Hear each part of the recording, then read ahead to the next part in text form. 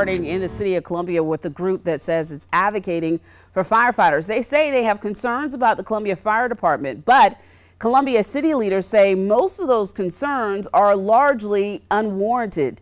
Both sides held a news conference today. Walker Lawson has more on what both sides are looking for.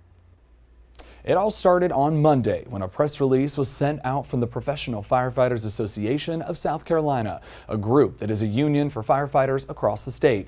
It challenged the leadership of the department, suggesting there were staffing issues, and even claimed some of the city's response to the fire last month that led to the death of Irmo firefighter James Muller. At competing events, city leaders blasted that statement, while the Firefighters Association raised their concerns. Adamantly opposed the dangerous policies and working conditions implemented by Chief Jenkins and his staff that disregard firefighters' well-being. Roger Odahowski, president of the Professional Firefighters of South Carolina, was joined with several members of Columbia Fire and other departments. He claims firefighters are overworked, along with many other issues. They want Chief Aubrey Jenkins to fix the problems and give them a forum to voice their concerns. I would ask to have a seat at the table along with a few firefighters from Columbia and sit down and let's throw it all on the table. But until this time, the door's been closed. The city of Columbia held an event of their own with about 24 city leaders who said they support Chief Jenkins' leadership.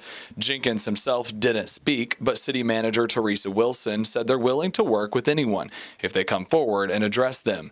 She claims the association is coming in to stir up the community and that the city has been working to improve staffing and pay. So if you have something to say, stand up and be about it and say it. And I'm speaking directly to these agitators. Members of city and county council, they budgeted for and have allocated over an additional $1.5 million each to begin to address some of those needs from a staffing perspective, to pay our firefighters more.